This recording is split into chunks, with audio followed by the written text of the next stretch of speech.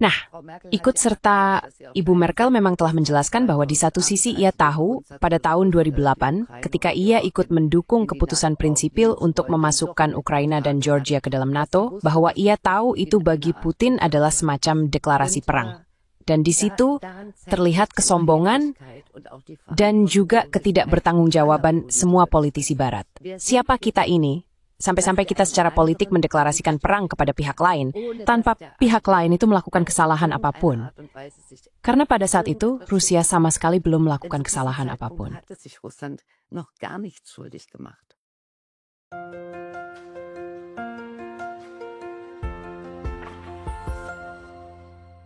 Halo zusammen, Pascal hier von Neutrality Studies. Halo semuanya, Pascal di sini dari Neutrality Studies. Dan hari ini saya berbicara dengan Ibu Dr. Petra Erler, seorang ilmuwan politik Jerman dan mantan politisi Jerman Timur yang berperan penting dalam upaya reunifikasi dengan Jerman Barat, antara lain sebagai sekretaris negara di kantor Perdana Menteri. Dr. Erler bersama suaminya, politisi Uni Eropa terkemuka Günther Verheugen, telah menulis sebuah buku penting tentang situasi di Jerman berjudul Jalan Panjang Perang Rusia, Ukraina, dan Barat, eskalasi pada relaksasi. Itulah yang akan kita bahas ini. Karena itu, Ibu Dr. Erler, selamat datang. Frau Dr. Erler, willkommen. Oke. Ja, danke, dass Sie zugesagt haben, weil Sie haben hier wirklich ein tolles Buch. Terima kasih karena Anda telah bersedia hadir. Sebab Anda benar-benar telah menulis sebuah buku yang luar biasa di sini. Dengan banyak lampiran dan banyak penjelasan, tidak hanya tentang jalannya sejarah, tetapi juga tentang banyak janji yang telah dibuat. Dan saya mungkin ingin memulai dari situ, karena Anda juga mengatakan kepada saya bahwa hal ini penting bagi Anda. Pengkhianatan terhadap harapan orang-orang Eropa. Dimpoyi that avathans emanda duet janji-janjili, Jurejskatu, and Thor Bethangar. Brapsliemo Geth, you eri terms chose begand. Über den Deutschen und Europa generell.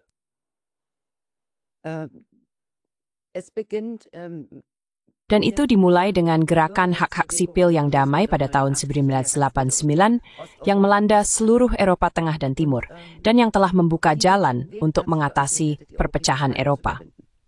Dan selama Perang Dingin, perpecahan itu seperti pedang timah yang membebani masa depan semua orang, terutama di tengah Eropa, yaitu di Jerman Timur dan Barat, ketakutan akan perang nuklir, dan kemungkinan menjadi medan perang dalam perang nuklir sangat-sangat besar.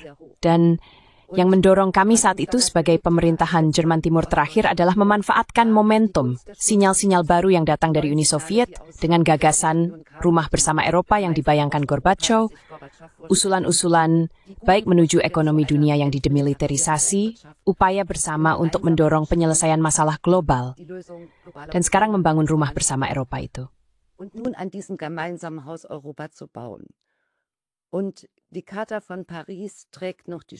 Dan Piagam Paris masih memuat jejak-jejak dari apa yang dulu kita harapkan.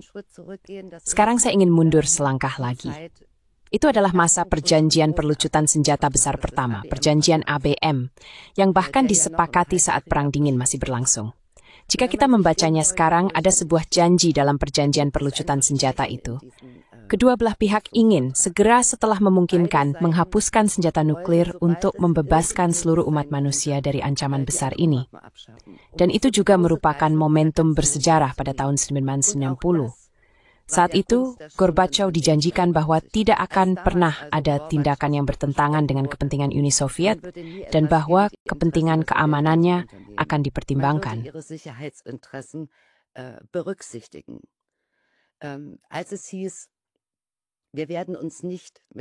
Ketika dikatakan bahwa kita tidak akan memperluas NATO ke arah timur, sebenarnya ada peluang untuk menuju dunia yang didemilitarisasi.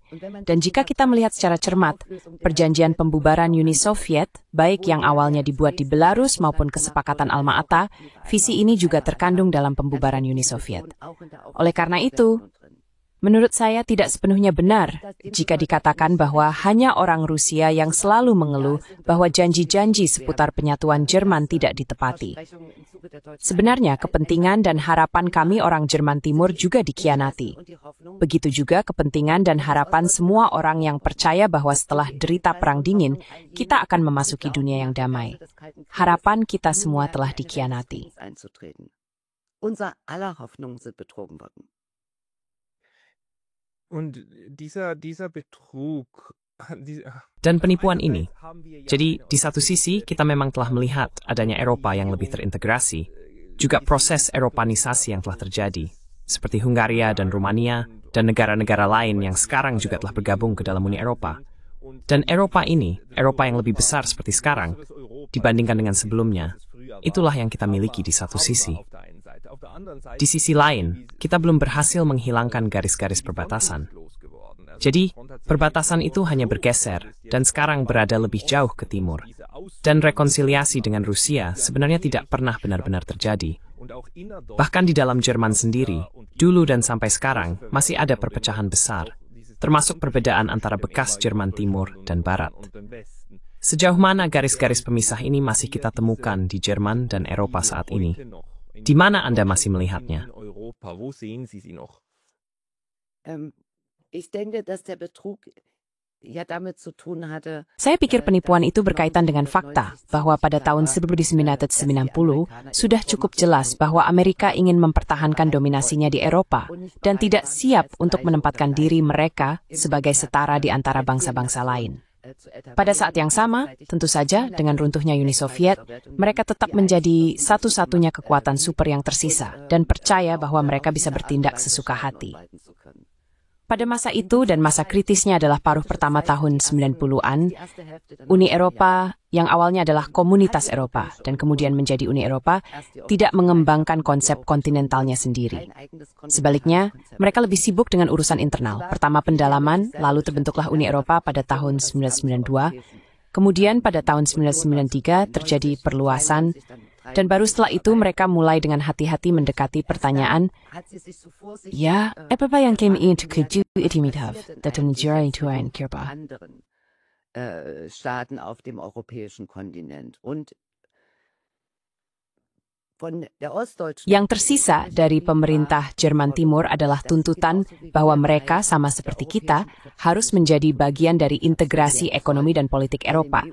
Karena dalam perjanjian Uni Eropa, berbeda dengan perjanjian NATO, hak setiap negara untuk menjadi anggota secara jelas diatur, asalkan syarat dan ketentuannya dipenuhi. Oleh karena itu, pada waktu itu, pertanyaan-pertanyaan terutama berfokus pada apa yang akan terjadi dengan Polandia, Ceko, dan Hungaria, yaitu negara-negara yang bertetangga langsung dengan Jerman. Bahkan pertanyaan, apakah Rumania dan Bulgaria benar-benar negara Eropa sangat diperdebatkan. Bagi sebagian orang, itu sudah terlalu jauh. Karena seluruh gambaran sejarah atau pandangan terhadap benua ini memang telah dipersempit oleh Perang Dingin. Eropa dianggap sebagai Barat, dan sisanya itu seolah-olah Siberia.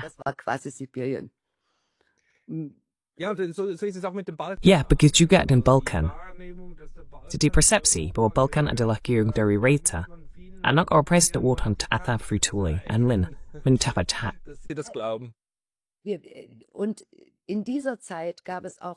Dan pada masa itu juga tidak ada pemahaman yang nyata, setidaknya tidak di Brussel, tentang apa yang sebenarnya harus dilakukan dengan seluruh kawasan pasca Soviet. Apakah kawasan itu sebaiknya dipertahankan sebagai satu kesatuan, seperti yang sebenarnya disarankan oleh pengalaman sejarah Eropa Barat, ataukah harus didekati secara terpisah dengan membangun hubungan bilateral dengan setiap negara?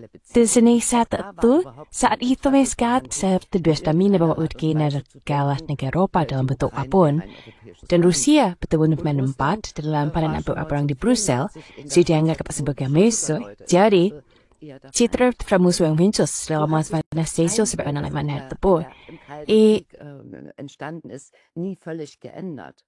Und demzufolge würde ich auch immer einen Unterschied machen zwischen der. Oleh karena itu, saya juga akan selalu membedakan antara integrasi Eropa, yaitu perluasan Uni Eropa, dan pertanyaan mendasar.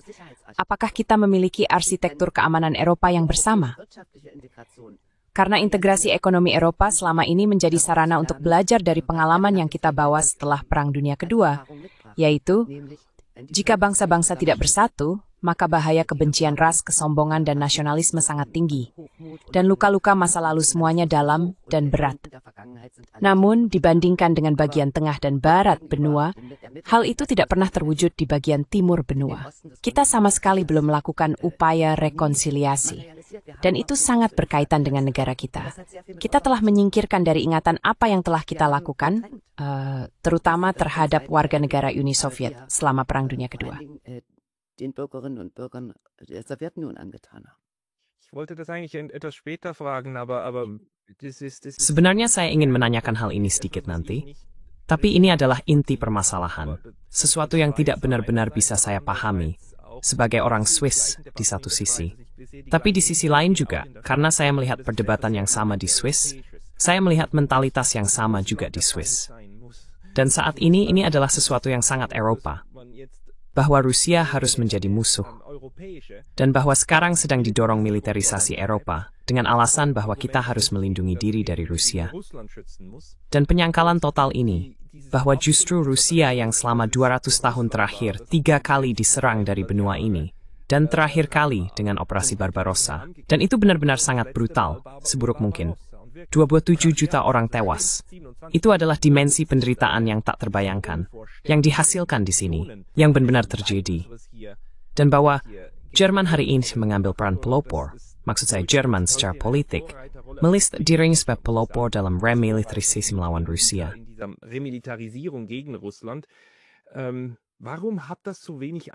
Mengapa hal itu memiliki begitu sedikit pengaruh terhadap persepsi orang Jerman di Jerman? Atau katakanlah para pendukung kebijakan ini. Saat ini, mereka masih merupakan mayoritas, meskipun ada arus yang berlawanan. Menurut saya, itu masih membentuk mayoritas. meiner Ansicht nach. Die Frage kann ich Ihnen eigentlich auch nicht wirklich beantworten. Sebenarnya saya juga tidak benar-benar bisa menjawab pertanyaan itu. Yang cukup jelas adalah bahwa Jerman sepenuhnya mengakui kesalahannya setelah Perang Dunia Kedua terhadap warga Yahudi. Holocaust merupakan kejahatan utama Jerman, dan hal itu banyak menjelaskan kebijakan kita terhadap Israel. Namun hanya pada hari-hari peringatan, kadang-kadang disebutkan bahwa kita juga tahu ada kejahatan besar terhadap warga Uni Soviet. Tetapi tidak pernah ada, dan seperti di Warsawa, berlutut atau isyarat simbolis lain yang menjadi pemicu bagi data untuk membicarakan bahwa Wehrmacht Jerman perang pemusnahan dan ingin melenyapkan apa yang disebut sebagai manusia rendahan Yahudi Bolshevik. Beseitigen durfte. Denn wir hatten auch sehr lange Karena kita juga sangat lama di Republik Federal Jerman memiliki gambaran tentang Wehrmacht yang bersih. Mereka hanyalah tentara. Bahwa dalam operasi Barbarossa ada perintah bahwa tidak perlu mematuhi hukum apapun. Hal ini hingga hari ini belum sepenuhnya diproses di negara ini. Dan juga sangat jelas terlihat betapa banyak kelalaian yang kita miliki ketika untuk pertama kalinya Putin, dan saat itu dia masih populer, berbicara di Bundestag pada tahun 2001. Sekarang tahu bahwa dia saudara St. Petersburg, yaitu bekas Leningrad, satu-satunya kata Soviet hampir kapitalisme, dan tujuan itu kelaunya dan memusnahkan mereka.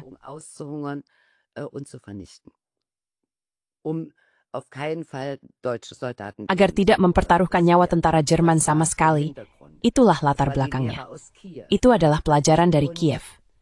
Dan tidak ada seorang pun yang bersedia berbicara dengannya tentang nasib keluarganya. Seorang saudara laki-laki yang tidak pernah ia kenal meninggal kelaparan di Leningrad. Orang tuanya hampir mati kelaparan. Hal seperti itu pasti memengaruhi seseorang. Dan justru karena itu akan sangat berarti jika saat itu ada yang berbicara dengan Presiden Rusia saat itu, yang sekarang kembali menjadi Presiden Rusia, dan memahami betapa pentingnya ketika ia saat itu mengulurkan tangan kepada kita.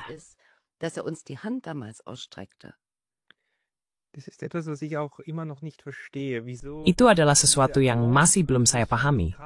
Mengapa pendekatan dari Rusia yang datang, yang jelas, yang juga sudah terbukti, bahkan pendekatan Rusia untuk tidak hanya mendekati NATO, tetapi juga untuk bergabung. Mengapa semua pendekatan ini ditolak? Dan saya pikir, dalam buku Anda juga dibahas, bagaimana akhirnya spiral ini mulai berputar, menuju perang ini, perang proksi ini. perang proksi yang sangat menguntungkan, setidaknya bagi Amerika Serikat. Juga menurut pernyataan resmi, karena dengan cara itu mereka benar menghemat tentara dan membuat the First War, bahwa Eropa juga membantu dirinya diinstrumentalisasi, Debatso berhasil.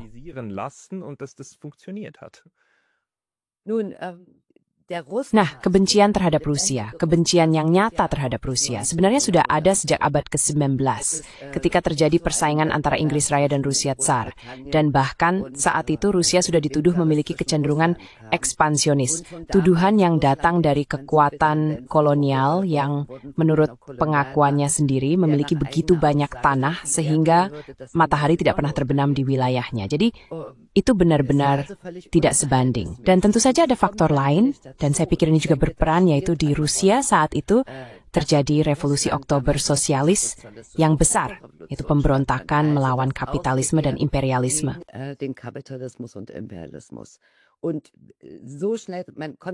Dan begitu cepatnya peristiwa terjadi, sehingga orang bahkan tidak sempat memperhatikan bagaimana Inggris, Amerika, juga Jerman dan Ceko ikut campur dalam perang saudara ini, yang saat itu terjadi antara perwakilan kaum borjuis, yaitu Menshevik, dan perwakilan kelas pekerja, yaitu Bolshevik. Churchill tidak punya masalah untuk membombardir Bolshevik dengan senjata kimia, sesuatu yang hingga kini terlupakan.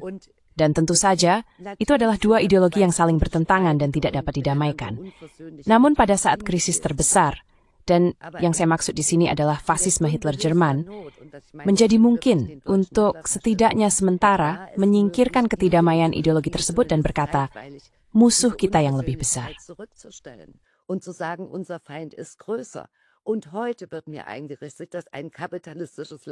Dan hari ini saya diberitahu bahwa negara kapitalis seperti Rusia tetap menjadi musuh yang tak terdamaikan. Meskipun kita semua tahu bahwa masa depan umat manusia sebagai peradaban sudah tidak lagi pasti.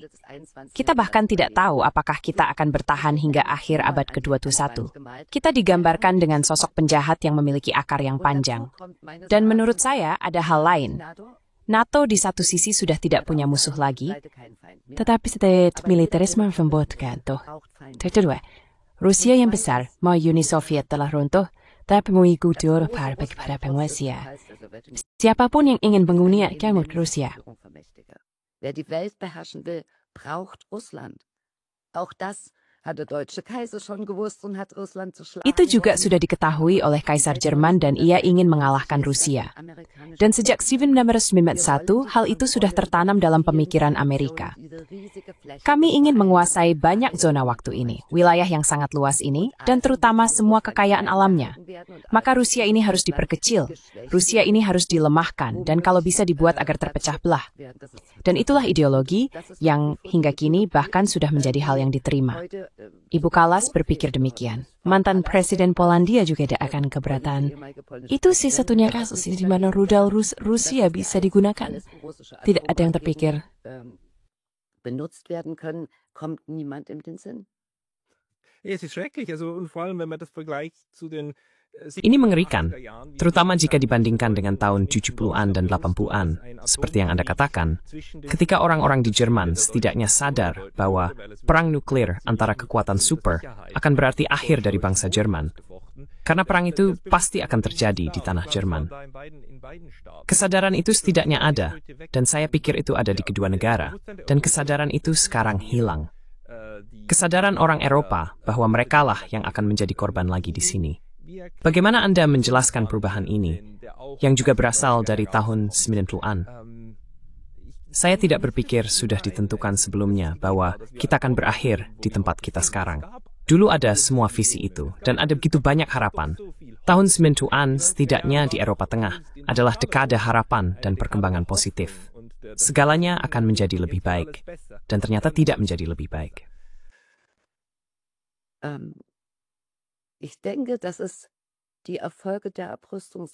Saya pikir keberhasilan perjanjian perlucutan senjata adalah faktor utamanya. Ancaman terbesar yang membayangi Eropa adalah bahaya senjata nuklir jarak menengah, dan kenyataan bahwa kita berhasil menandatangani perjanjian INF, serta secara bersamaan mengesahkan konvensi larangan senjata kimia dan menandatangani perjanjian perlucutan senjata pertama telah membuat masyarakat merasa lebih tenang. Dan itu memang pantas. Waktu peringatan dini menjadi lebih panjang, Menurut oleh globalisasi, kan wet to and as enthusiastically them friends in den 90er Jahren. In den 90er Jahren und bis Anfang pada tahun 90-an hingga awal 2000-an sampai tahun 2004, tidak ada dimanapun, baik di Polandia, Lituania, Latvia, Estonia, maupun di Jerman, perasaan bahwa tidak bisa berbicara dengan Rusia. Hal itu berubah secara sangat terarah, dan lagi-lagi berasal dari Amerika Serikat. Itu dimulai dengan pernyataan yang sangat munafik bahwa perjanjian ABM tidak lagi dibutuhkan. Bukankah kita semua sekarang adalah teman? Terus passments for the pemilihan dancing ini, masih sistem dikek sama tim yang dibuka dan tahu Ukraine, justru tertawakan. Sebenarnya itu sebuah perjanjian transparansi. Sebuah perjanjian yang membuat sistem senjata ini menjadi jelas dan memungkinkan inspeksi tim balik. Numatsprisian kan berhasil. Itu adalah perjanjian rudal jarak menengah. Seluruh kategori senjata itu dihapuskan. Dalam perjanjian ABM dikatakan, kita tidak membangun perisai pertahanan. Siapa yang tidak memiliki perisai pertahanan artinya, jika satu pihak menyerang, dia akan mati sebagai pihak kedua. Ini adalah prinsip kehancuran bersama yang dijamin, yang seharusnya tidak mengarah pada perlombaan senjata. Dan siapapun yang ingin membangun perisai pertahanan lagi, dan itu adalah Amerika Serikat yang menyatakan mereka membutuhkannya, berarti mengupayakan kemampuan serangan pertama, kemampuan pemenggalan. Dan itulah alasan mengapa Putin sampai sejauh itu, sehingga dia dalam keadaan tertentu juga bisa membayangkan adanya perisai pertahanan transatlantik. Yang kemudian tidak senang adalah Tiongkok, karena mereka secara logis bertanya, ya, dan peran apa yang saya mainkan dalam arsitektur keamanan seperti itu? Karena yang selalu dikecualikan adalah yang bertanya, mengapa saya dicualikan? Dan yang rentan, dan strategi pemenggalan ini sekarang kita lihat, kita saksikan secara langsung, terutama dengan Iran. Jadi bagaimana seharusnya itu berjalan, dan kemudian ternyata tidak sepenuhnya berhasil.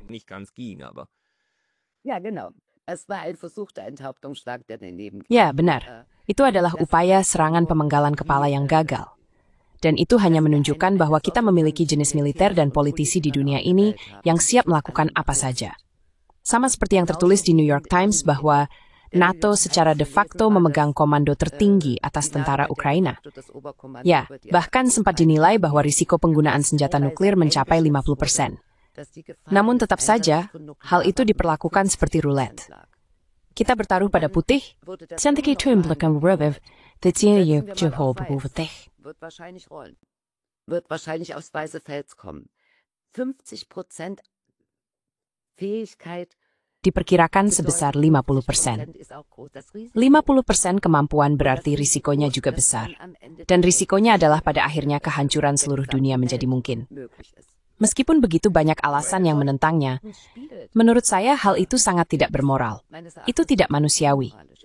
Dan inilah masalah saya selama masa memburuknya hubungan dengan Rusia. Bahwa kita menjadi asing terhadap siapa diri kita sebenarnya. Kita tidak punya belas kasihan terhadap orang Ukraina. Kita juga tidak punya belas kasihan terhadap orang Rusia. Bahkan, kita tidak punya belas kasihan terhadap kita sendiri bahwa hidup kita menjadi terancam.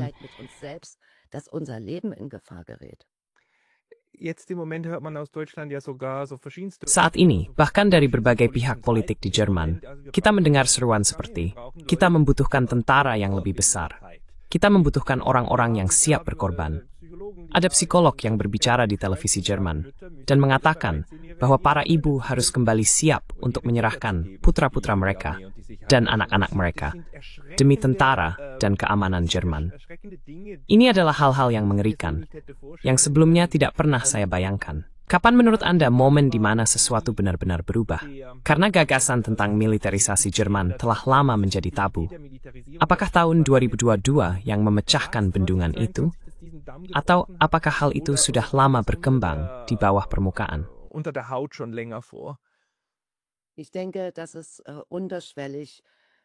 Saya pikir hal ini sebenarnya sudah memiliki sejarah yang lebih panjang secara tersirat. Dulu, hal ini masih disingkirkan dengan aturan bahasa seperti kita harus mengambil tanggung jawab secara global. Dan militerisasi langsung pada saat itu juga tidak akan mendapat dukungan mayoritas di masyarakat. Namun perubahan zaman, dan terutama perubahan politik besar dari SPD menjadi partai perang yang terbuka, yang kini memanfaatkan kesempatan dan berkata, semua yang kami lakukan di masa lalu salah. Segala sesuatu yang kami upayakan melalui kerjasama adalah keliru. Kami sangat keliru. Kami sangat naif. Terhadap kejahatan, tidak ada cara lain melawan sehingga kejahatan sendiri. Ini lagi menciptakan yang tidak menjadi sepenting itu. Vermeintlichen Durchbruch geschaffen und es ist ja regelrecht widerlich. Dan sungguh menjijikan bahwa seorang menteri pertahanan dari Partai Sosial Demokrat mengucapkan kata kemampuan berperang, padahal istilah itu berasal dari bahasa Goebbels. Itu adalah istilah dari perang total. Yang kurang menjijikan, bahkan sangat memberi harapan, adalah bahwa meskipun ada semua seruan ini, anak-anak dan remaja tidak mau pergi berperang. Nicht bereit sind, in den Krieg zu ziehen. Ich sage all meinen Studenten, lasst euch nur von ihm. Saya selalu mengatakan kepada semua mahasiswa saya, jangan biarkan siapapun meyakinkan kalian bahwa kalian harus bergabung dengan militer. Karena kalau sudah begitu, kalian sudah kalah. Masih ada harapan pada generasi muda bahwa mereka tidak mau dikorbankan begitu saja.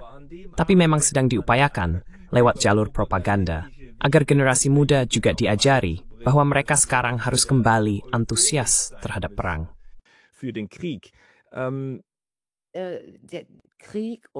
Dan perang serta perlombaan senjata memberikan banyak orang di satu sisi perasaan yang baik. Mereka merasa bahwa mereka memperjuangkan sesuatu yang benar dan terutama sesuatu yang bisa memberikan mereka penghargaan. Seseorang bisa naik pangkat dalam struktur hierarki. Jadi, keinginan untuk berkuasa sangat terlayani dalam situasi luar biasa seperti ini. Namun, ada sisi kedua dalam diri manusia. Itu adalah hati nuraninya. Itu juga merupakan sesuatu yang sudah ada sejak lahir. Dan secara naluriah kita tahu dalam hati kita, bahkan jika seseorang tidak membaca semuanya dan tidak mengikuti setiap informasi, karena harus bekerja, membesarkan anak, merawat kerabat yang sakit atau sedang sakit sendiri.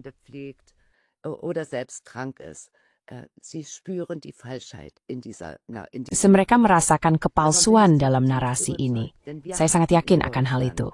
Karena di Jerman, meskipun ada retorika perang ini, mayoritas tetap menolak penempatan jarak menengah pada tahun 2026.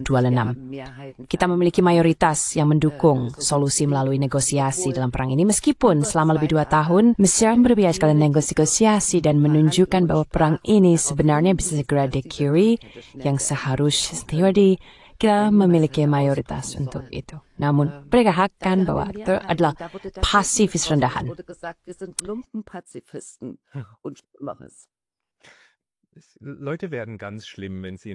Orang-orang bisa menjadi sangat buruk ketika mereka ingin pergi berperang.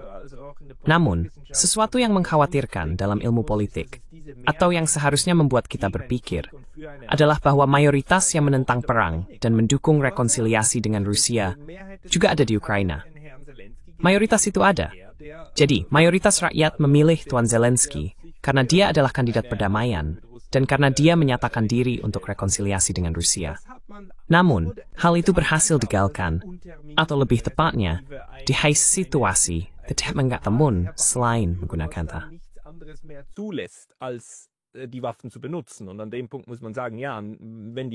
Dan pada titik ini harus dikatakan, jika Rusia melintasi perbatasan, maka sudah jelas bahwa tentara Ukraina akan terlibat dalam perang.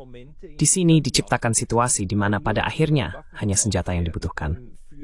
Untuk kasus Jerman, bagaimana pendapat Anda? Karena di Jerman juga ada arus yang berlawanan. Misalnya, Ibu Merkel pada tahun 2008 tidak ingin memberikan janji bahwa Ukraina akan bergabung, namun mereka tetap mengalah. Jadi, Persatsprägmutat ambivalensi Jerman, institusi mentang eskalasi, tetap di sisi Safa.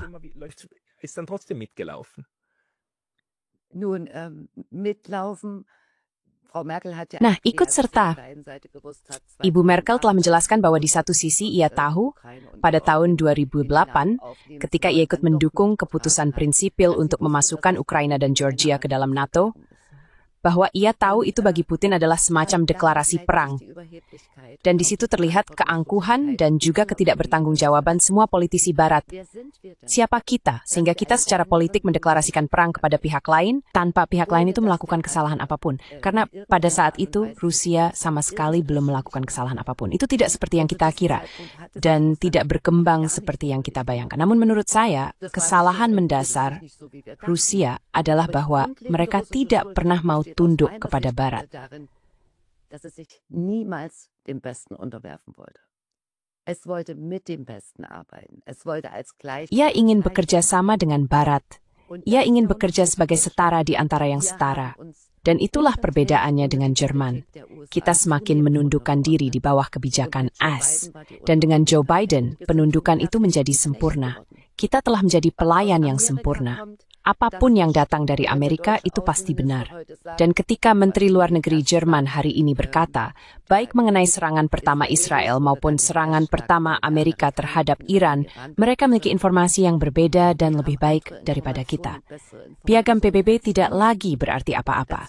Yang penting hanyalah hubungan transatlantik dan keinginan untuk sepenuhnya menundukkan diri kepada penguasa dunia, yang masih menganggap dirinya sebagai penguasa dunia demi bisa menjalankan sedikit model kekuasaan dunia sendiri. Auch noch ein kleines Mitweltherrschaftsmodell auszuüben. Und ich glaube, dass die Reaktion Dan saya percaya bahwa reaksi yang kita miliki serta hasutan perang yang dibesar-besarkan dengan pengeluaran 5% saat ini menunjukkan betapa putus asanya para mantan penguasa dunia menghadapi sebuah proses yang sebenarnya sudah berlangsung selama bertahun-tahun. Mereka kehilangan dominasi atas ekonomi dunia. Dunia telah menjadi jauh lebih besar dan jauh lebih beragam. Dan dari besarnya kemarahan, kita bisa melihat dengan jelas betapa tidak berdayanya secara relatif pada saat ini. Konferensi Keamanan München pernah membuat sebuah laporan pada tahun 2020, Westlessness. Dan dalam istilah Konferensi Keamanan München, Westlessness berarti kita tahu bertindak sesuka hati dan di seluruh dunia. Dan itu membuat marah. Ja, man merkt die Wut jetzt auch gut, wenn Ya, kemarahan itu sekarang juga sangat terasa ketika interpretasi atas apa yang sedang terjadi di Gaza saat ini tidak tunduk pada interpretasi para elit opini. Jadi, ada orang-orang yang punya keberanian untuk menyebutnya sebagai genosida, meskipun sebenarnya itu bukan kata yang boleh digunakan. Dan kenyataan bahwa itu tetap terjadi sekarang benar-benar membangkitkan kemarahan pada banyak orang.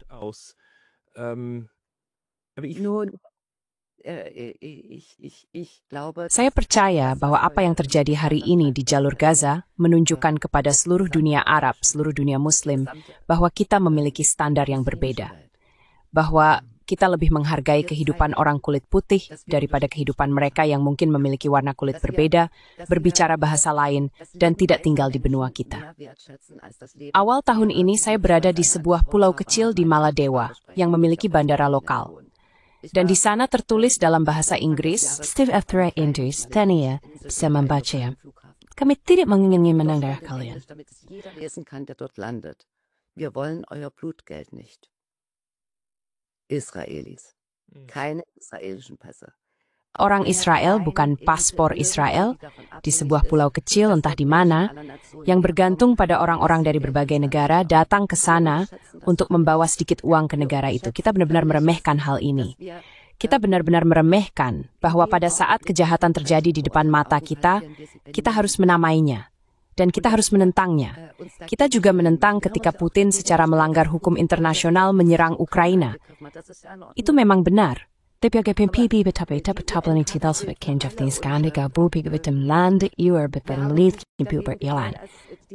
it's used right. Völkerrechtswidrig den Iran bombardierten. Man hat sich sogar hinter die USA gestellt. Bahkan mereka berpihak pada AS dan berkata, tidak, pekerjaan kotor akan dilakukan untuk kita. Dan sekarang hal itu dinilai sebagai kualitas kepemimpinan dari Pak Merz. Karena dia juga punya keberanian untuk mengatakannya. Itu diucapkan secara terbuka. Saat ini sungguh absurd dan itu menakutkan.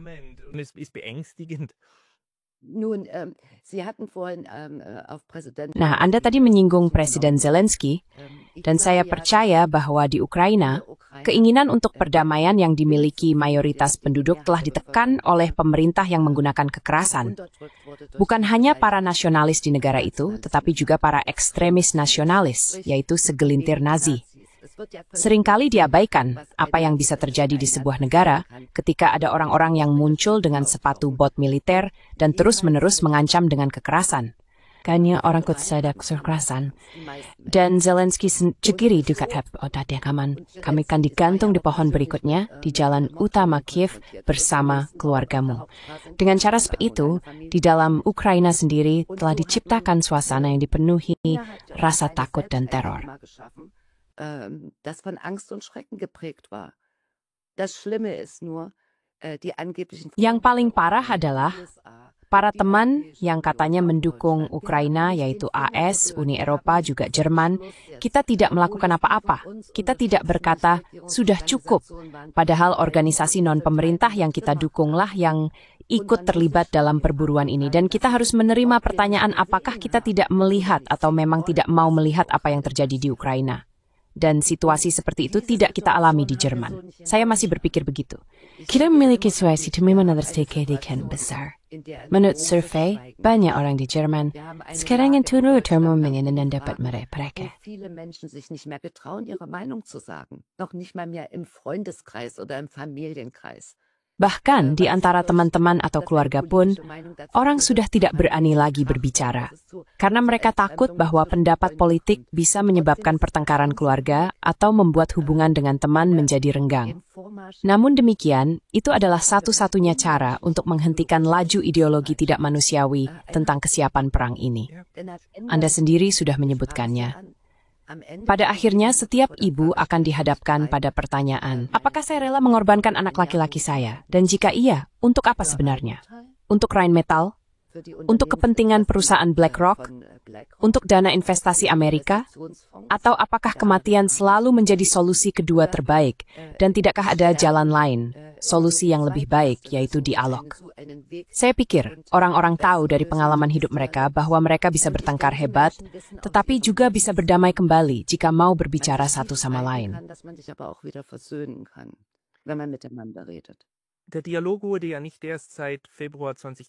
Dialog bukan baru saja sejak Februari 2022 dianggap buruk.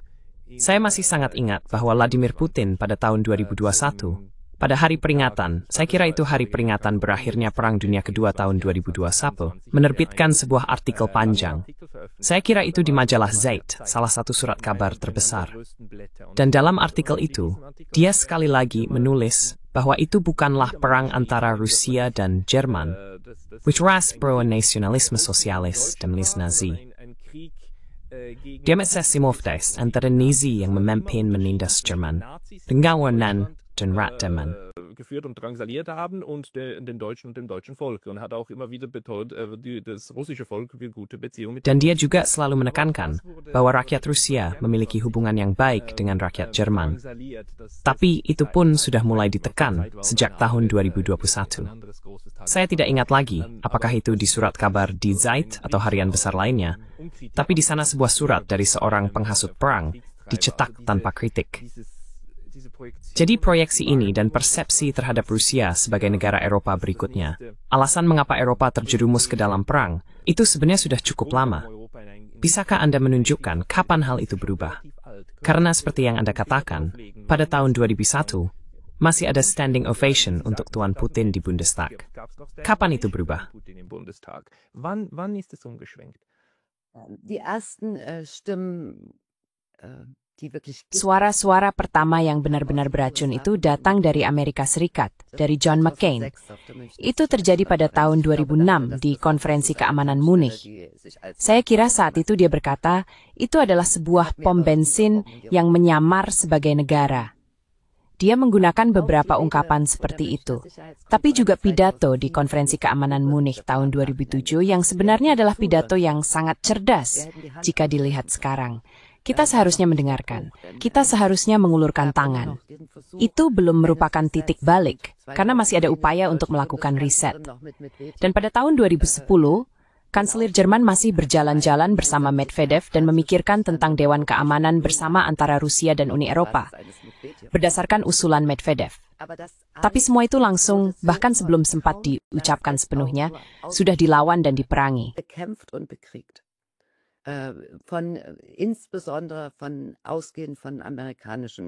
Khususnya berasal dari organisasi-organisasi Amerika seperti Atlantic Council atau German Marshall Fund yang memang tidak memikirkan hal lain selain terus-menerus mencari kuda Troya Kremlin. Dan kita sudah mengalami pada tahun 2014 saat kita mengadakan Olimpiade musim dingin di Sochi, suasana yang sangat agresif terhadap Rusia di negara ini. Saya masih ingat bahwa semua orang berkata, Putin sendiri yang memimpin parade itu. Itu seolah-olah parade milik Putin. Dan parade itu dalam parade itu bahwa sinar itu Olimpiade setiap negara bagaimana mereka memandang diri sendiri dan bagaimana mereka ingin dipandang. Dalam parade itu, Peter yang Agung juga berperan. Semua hal ini pernah menghubungkan Rusia dengan Barat dan keterbukaan terhadap Barat.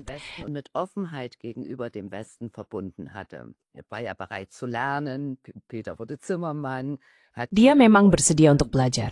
Peter menjadi tukang kayu, bekerja sama di sini di Prusia dengan Friedrich yang Agung. Dan Perang Dunia Kedua sama sekali tidak ada. Dia bahkan tidak terlibat. Mungkin karena pada saat itu dunia juga diberitahu bahwa kita tidak ingin melihat diri kita sebagai korban maupun pemenang sejarah. Dan ZDF yang menyiarkan itu, lalu datanglah cincin Olimpiade yang terkenal, dinyalakan dan salah satunya tidak menyala. Dan betapa para jurnalis kita senang karena itu gagal.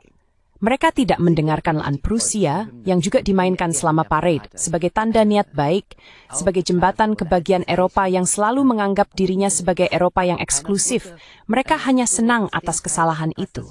Dan itu terjadi sebelum Crimea.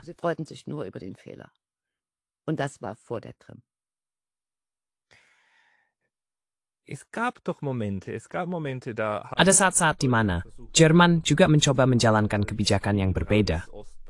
Maksud saya, seperti Ostpolitik Willy Brandt. Juga ketika Jerman menolak pada tahun 2003, meskipun mereka ikut serta pada tahun 1999 di Serbia, di Yugoslavia, mereka menolak untuk ikut dalam Perang Irak pada tahun 2003.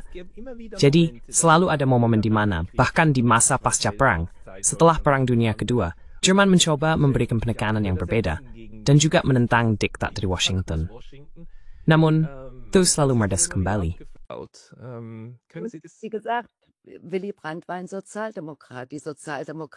Willy Brandt adalah seorang sosial-demokrat. Kaum sosial-demokrat adalah pihak yang pada tahun 2003 paling tegas menentang Perang Irak.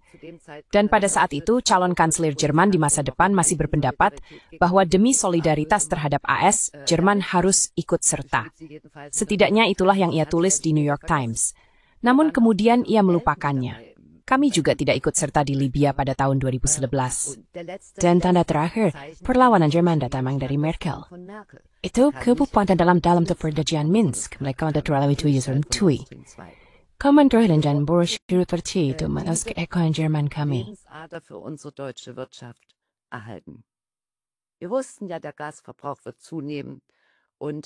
Kita sudah tahu bahwa konsumsi gas akan meningkat dan transisi energi tidak akan berhasil tanpa itu. Ia membela Nord Stream 2 melawan segala perlawanan hingga Juli 2021.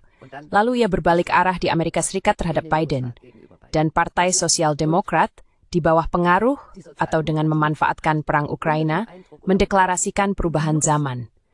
Namun di situ juga masih ada unsur perlawanan karena kanselir Jerman, teknis tampil perubahan zaman itu, ia pada Maret awal sih memiliki gagasan bahwa harus ada solusi cepat melalui negosiasi.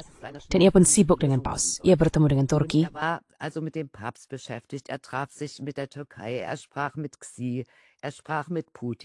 Dia berbicara dengan Xi, dia berbicara dengan Putin, dia berbicara dengan Zelensky. Ada diplomasi aktif dari Jerman untuk mengakhiri perang ini secepat mungkin. Dan diplomasi itu bisa didasarkan pada kesepakatan cepat antara Putin dan Zelensky untuk mengakhiri perang ini melalui solusi yang dinegosiasikan. Namun pada akhirnya, mereka kembali tunduk pada diktat Amerika. Saya pikir titik krusialnya adalah 26 Maret pidato besar Joe Biden di Warsawa, di mana menjudge apa sedang dipertaruhkan. Sekarang, Rusia akan dipermalukan dan dihukum. Secara ekonomi, Rusia harus dihancurkan, seperti yang dikatakan oleh Menteri Luar Negeri Jerman kita. Ökonomisch sollte es ruiniert werden, wie unsere deutsche Außenministerin gesagt hat. Also der Rubel wird zu Schutt und Asche werden. Jadi rubel akan hancur lebur. Efek yang mirip dengan perang bisa diharapkan, kita akan memasok Ukraina dengan segala yang kita bisa, dan pada akhirnya Rusia akan dilemahkan secara strategis, atau seperti yang dikatakan orang Ukraina, akan tergeletak seperti Jerman pada tahun 1945. Pada saat itu, menurut saya, hampir semua pihak sudah cukup jelas tentang apa yang sebenarnya sedang terjadi di sini. Ini tentang mengubah perang di Ukraina yang dimulai di Rusia Menjadi perang melawan Rusia, dapat memberikan strategis kepada negara itu, dan gerakan ini telah didasarkan oleh pemerintah Jerman yang dipimpin SPD. Dan pemerintah saat ini tidak melakukan hal yang berbeda. Tapi bahkan disadari bahwa Ukraina sedang berdarah habis kalau bisa proses. Sie merken gar nicht mehr, dass dabei die Ukraine verblutet. Also respektive sie benutzen Jadi mereka memanfaatkan penderitaan Ukraina untuk membuat propaganda di dalam negeri dan mengatakan, kita harus berbuat lebih banyak lagi, harus berkorban lebih banyak lagi. Wir haben aber, wie gesagt, wir haben in der gesamten Sanktionspolitik. Tapi seperti yang sudah saya katakan, dengan seluruh kebijakan sanksi ini kita tidak hanya menembak kaki sendiri, melainkan setidaknya juga menembak salah satu paru-paru kita. Kita selalu berada di ambang resesi. Karena seluruh perekonomian Jerman memiliki model pertumbuhan yang sangat jelas. Kita memiliki posisi yang kuat di Eropa Tengah dan Timur untuk memproduksi dengan biaya rendah dan memanfaatkan perbedaan upah. Kita tidak memiliki bahan baku penting. Kita tidak memiliki energi. Kita bergantung pada impor energi. Dan yang murah berasal dari Rusia. Die kostengünstigen kamen aus Russland. Und dieses Modell ist zerschlagen. Dan model ini telah hancur. Kita akan bayar akibatnya selama bertahun-tahun, bahkan mungkin puluhan tahun, karena saat ini harga energi kita tidak hanya terlalu tinggi bagi masyarakat, tetapi juga bagi industri, sehingga tidak mungkin lagi bekerja dengan tingkat harga dan upah seperti sebelumnya. Dan secara pribadi, saya sangat sulit membayangkan bagaimana pertumbuhan 5% dalam produksi persenjataan atau infrastruktur bisa dicapai. Explains that liturgy will of South. Es ist alles sehr, sehr viel teurer geworden. Es ist schon eigentlich eine von Amerika. Sebenarnya, dari sisi Amerika, ini benar-benar sebuah kecemerlangan mutlak bahwa mereka bisa membuat Rusia berdarah dengan darah mantan warga Soviet lainnya, dengan dukungan penuh dari Eropa, sekaligus bisa mendiskreditkan Eropa secara ekonomi. Dan apa yang tersisa dari Eropa pun harus diserahkan ke AS melalui perjanjian agar bisa mendapatkan lebih banyak senjata, supaya bisa terus melawan musuh tanpa harus mengorbankan satu pun tentara mereka sendiri, dan juga tetap bisa meraup keuntungan kapitalis bagi kelas kapitalis Amerika. Lalu mereka memberikan sedikit sisa keuntungan kepada elit-elit Eropa yang memang ikut terlibat dan berperan di ranah transatlantik. Jadi sebenarnya ini sangat brilian, tapi juga benar-benar jahat dan iblis. Maaf. Entschuldigung. Sie dürfen nicht vergessen, dass gleichzeitig Amerika auch eine kriegsmüde. Anda tidak boleh lupa bahwa pada saat yang sama Amerika juga memiliki penduduk yang lelah akan perang. Dan dari Trump kini muncul narasi tandingan. Masih saja, Trump setidaknya mengatakan bahwa ia ingin memperbaiki hubungan dengan Rusia. Dan setiap kali orang lain berkata misalnya si ini atau si itu telah berperilaku buruk, biasanya Trump berkata, kita juga bukan malaikat. Itu adalah salah satu hal yang konsisten, bahwa dia berbeda dengan yang lain. Though Indonesia may able in kekuasaan yang unipolar, let's do it for the big high. You had a short up to get. And when you be tonight in at Grace Robin overnight Das Problem ist nur, dass ich mir noch nicht ganz sicher bin. Ich weiß nicht, wie Sie das einschätzen. Saya tidak tahu bagaimana Anda menilainya. Apakah Trump juga akan mengorbankan Eropa Barat seperti Ukraina, sehingga kita menjadi garis pertahanan berikutnya melawan Rusia? Atau apakah di antara Trump dan para pendukungnya juga ada orang-orang yang sangat menyadari bahwa Amerika Serikat semakin mendekati akhirnya dan bahwa mereka harus mencari jalan baru untuk berdamai dengan bangsa-bangsa lain. Sebab jika jalan perdamaian ini tidak berhasil, kita akan saksikan sebuah imperium yang kailan diri sendiri dan segala istilah lain dalam laporannya. Itulah pilihannya. Kita miliki oleh apa di dunia ini. Dan itu belum diputuskan. Ada buah imperium mundur secara damai atau tidak. Entweder ein Imperium tritt friedlich ab oder nicht. Die Frage ist das System. Pertanyaannya adalah, apakah sistem ini mampu melakukan itu? Karena menurut saya, jika kita bertanya kepada Tuan Trump, dia pasti akan langsung berkata, tidak. Saya tidak mau mengorbankan siapapun, termasuk Ukraina.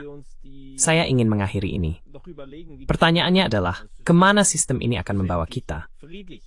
Dan jika kita juga memikirkan bagaimana Uni Soviet sebagai sebuah sistem akhirnya bubar secara damai, hampir sepenuhnya damai, maka kita juga harus mempertimbangkan kapasitas sebuah sistem untuk membubarkan dirinya secara damai. Uni Soviet memiliki kapasitas itu. Saya tidak yakin apakah model Amerika dan Barat memiliki kapasitas tersebut. Mungkin yang tersisa hanyalah perang total, yang tentu saja akan sangat mengerikan. Saya hanya bertanya-tanya, apakah kita bisa belajar sesuatu dari apa yang terjadi pada tahun 1990? Ich bin mir nicht ganz sicher. Saya tidak begitu yakin bagaimana seharusnya menilai proses keruntuhan dan pembubaran Uni Soviet pada akhirnya. Semua yang membubarkan adalah komunis, jadi mereka berakar kuat di partai mereka. Dan menurut saya, mereka ingin memperkuat basis kekuasaan mereka sendiri melalui pembubaran Uni Soviet. Sudah sangat jelas bahwa dengan perubahan damai itu, pertanyaan tentang kesalahan di masa lalu juga akan muncul. Hanya sedikit khawatir yang karena kaninin gue bertanya ini. Di semua tekgura yang saya kenal lebih atau kurang baik, para mantan pemimpin komunis kemudian naik ke buku masyarakat sebagai pelengkega mulai dari menteri. Oder als Ministerpräsidenten getreten. Und es war nicht so, wie das in der DDR gewesen ist. Dan itu tidak seperti yang terjadi di Jerman Timur, di mana seluruh elit politik menghilang dalam semalam, melainkan mereka hidup bersama masyarakat, atau semua orang harus hidup bersama orang-orang yang ada di sana. Namun, para pembubar itu semua berada di puncak hierarki. Bagi mereka, itu semacam jalan menuju masa depan. Dan jalan itu harus ditempuh secara nasionalis. Hal ini juga menjelaskan mengapa Ukraina langsung berusaha menjauhkan diri dari Rusia. Biaskan tahu ada sekarang ini sangat tertibung setelah ekonomi Rusia kemanusiaan ini betul. Seolah-olah tidak bisa harus memain sesuatu yang tidak sendiri. Itu juga tidak selalu demi. Das ist auch nicht unbedingt friedlich. Nein, ist es nicht. Aber es war ein Weg. Tidak, bukan begitu. Tapi itu adalah sebuah jalan tanpa perang saudara besar-besaran. Atau mungkin perang saudara yang terjadi 30 tahun kemudian. Tapi itu akan menjadi diskusi yang berbeda lagi. Mungkin izinkan saya bertanya lagi, berkaitan dengan buku Anda, juga mengenai pertanyaan tentang eskalasi. Apalagi yang menurut Anda penting dalam analisis tentang apa yang sedang kita amati saat ini dalam peristiwa-peristiwa terkini? Ambassadors belum kita panes, in Forbath. Was haben wir jetzt noch nicht besprochen, was Ihnen wichtig ist? Wichtig wäre mir noch zu sagen, dass wir ja im Narrativ. Yang juga penting bagi saya untuk disampaikan adalah bahwa dalam narasi yang ada, perang ini seolah-olah secara alami terkait dengan karakter Rusia. Dan setiap langkah menuju perang sebenarnya digambarkan seolah-olah tidak ada alternatif lain. Tidak ada pilihan lainnya, dan perang itu akan datang. Pada tahun 2029 atau 2030, perang itu akan terjadi. Dan tidak ada yang bisa dilakukan selain memperkuat persenjataan. Itulah narasinya. Dalam bayangan kita, sudah tidak ada lagi anggapan atau bahkan harapan bahwa kita bisa mengubah dunia melalui tindakan kita. Karena politik itu bersifat manusiawi. Kita bisa saja melakukan dialog, kita bisa mencoba menyelesaikan konflik dengan cara damai, tetapi dialog seperti itu memang tidak diinginkan, karena katanya tidak boleh berbicara dengan iblis.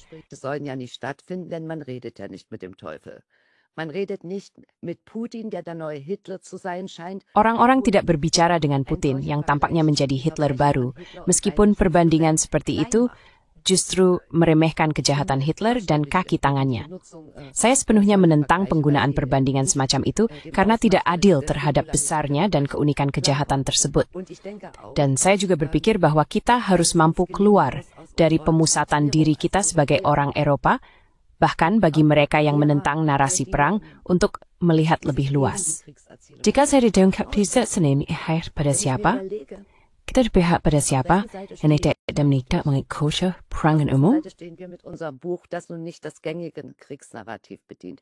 Wir stehen auf der Seite der überwiegenden Mehrheit der Menschen. Kami berpihak pada mayoritas besar umat manusia.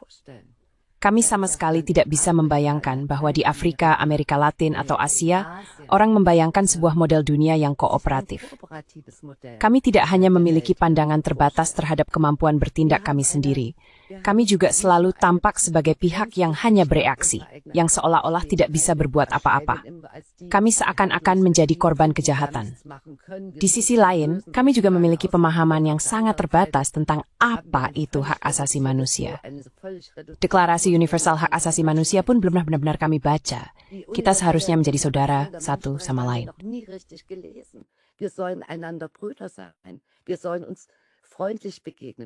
Kita seharusnya saling bertemu dengan ramah. Kita bahkan belum benar-benar membaca piagam NATO kita sendiri. Kita tidak melakukan apa-apa. Kita tidak menjalankan proses untuk meredakan konflik. Kita hanya berkata, pihak lain punya pendapatnya sendiri. Dan kita bahkan tidak mau mendengarnya. Karena itulah inti dari seluruh perang di Ukraina. Intinya adalah apakah kepentingan keamanan Rusia dipertimbangkan atau tidak. Dan karena kita tidak mau mempertimbangkannya,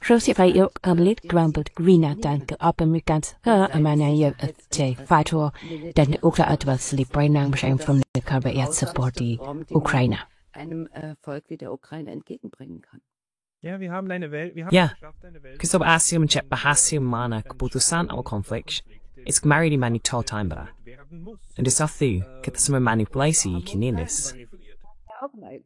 Aber Sie sagen ja nein. Wir dürfen diese Welt nicht Tapi Anda bilang tidak. lassen. Dann Kita tidak boleh membiarkan dunia seperti ini terus berlanjut. Jika kita terus berjalan di dunia seperti ini, maka kita akan memiliki dunia di mana tidak ada apa-apa lagi. Kita memiliki senjata nuklir. Dan menurut saya, ilmu pengetahuan sangat jelas. Pada masa corona, kita selalu diberitahu, ikuti ilmu pengetahuan apapun itu. Dan ilmu pengetahuan jelas, para fisikawan nuklir mengetahuinya. Semua yang berurusan dengan senjata nuklir mengetahuinya. Tidak akan beradaptasi pertama dan pada semuanya tidak akan damai yang tersisa tadi mas memiliki namanya. gibt es nichts mehr, das noch einen Namen hätte. Nein, und es ist definitiv nicht wert, so weit zu gehen. Tidak, dan itu jelas tidak sepadan untuk melangkah sejauh itu. Ibu Erler, itu juga merupakan kesimpulan yang sangat mengecewakan. Tetapi kita tidak bisa menghindari Anda jika kita ingin melihat dunia dengan mata terbuka. Bagi orang-orang yang ingin membaca lebih banyak karya Anda, saya pasti akan menautkan buku Anda dalam bahasa Jerman di deskripsi. Apakah ada tempat lain di mana Anda menerbitkan tulisan? Ja, am regelmäßigsten publiziere ich auf Substack. Ya, saya paling sering menerbitkan di Substack. Itu adalah petraerler.substack.com. Saya adalah penjaga mercusuar. Ich bin die Leuchtturmwärterin. Okay, Oke, saya sedang menambahkan testanin di bawah. Setelah kalian semua lihat, Ibu Dr. Petra Erler. Terima kasih banyak, supaya Anda Anna Katrin. Ich danke Ihnen. Terima kasih untuk seras kepada istri sangat dan berbicara dengan Anda.